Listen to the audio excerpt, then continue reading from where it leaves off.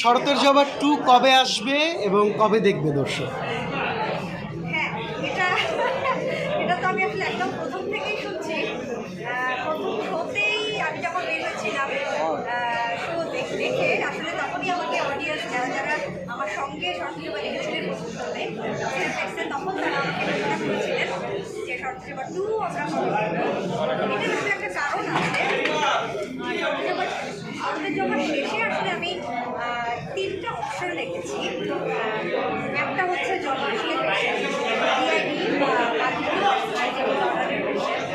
আর একটা হচ্ছে জবার জিন বা খারাপ আত্মার জিন বা খারাপ আত্মা দ্বারা আরটা হচ্ছে আসলে ফিরে এসেছে। তো এই যে 3 ধরনের অপশন সেটা আসলে অনেক দর্শকের অনেক অস্থিরতার কারণ হচ্ছে। সে কারণে ওনারা চাচ্ছেন যে আমি যেন স্পেসিফিক করে দিই যে আপনার হয়েছিল সে কারণে সবটুকু তারা দিতে চাইছেন। নিশ্চয়ই আমি প্রযোজক পরিচালক হিসেবে অবশ্যই চাইব টুয়ে কি ইয়াশ সোহান বা এরা থাকছে না নতুন কাউকে নিচ্ছেন?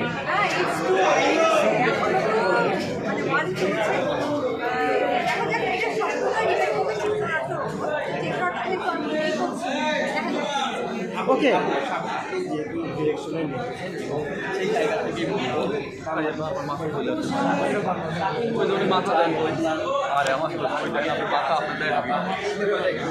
জানতেই চাই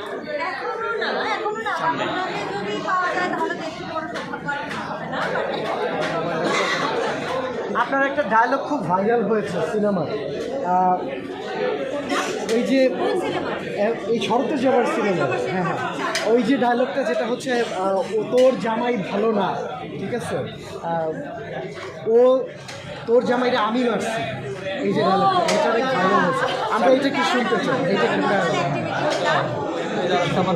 আমরা একটু শুনতে চাই।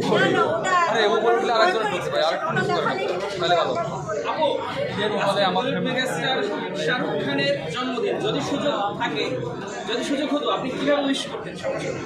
আমি হ্যাপি বার্থডে বলতাম। মানে আমি আমাদের দেশেও কিন্তু ওনার পর্যায়ের অনেক আর্টিস্ট আছে। হ্যাঁ, ভারতবর্ষ অনেক বড় দেশ, সে কারণে ওদের অ্যাক্সেস বেশি, ওদের সিনেমা রিলিজ হয় ইন্টারন্যাশনালি অনেক দেশে একসঙ্গে, সে কারণে উনি অনেক বড় স্টার নিঃসন্দেহে।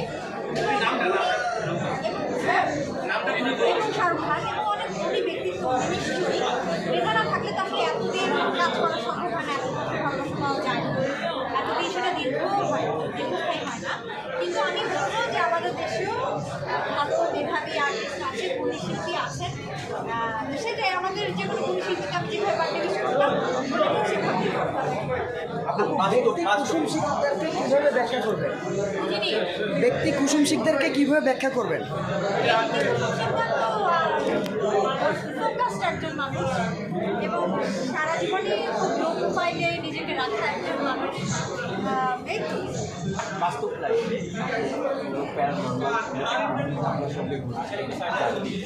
না, আমার সঙ্গে আসলে ঘটেনি সত্যি কথা, কিন্তু আমি ছোটবেলা থেকেই আমি একটু প্যারানর্মাল অ্যাক্টিভিটিস আছে এরকম মুভি বা এরকম বই বেশি পড়ি বা বেশি দেখি এরকম ধরনের মুভি বা আজকাল তো আসলে ইউটিউবে এরকম অনেক কিছু দেখা যায়।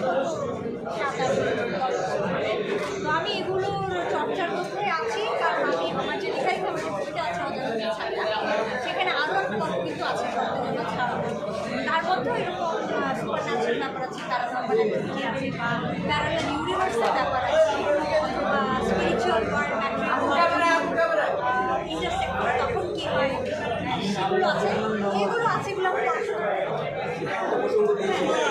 আচ্ছা, আমার কথা কি শোনা যাচ্ছে? হ্যাঁ, শোনা যাচ্ছে।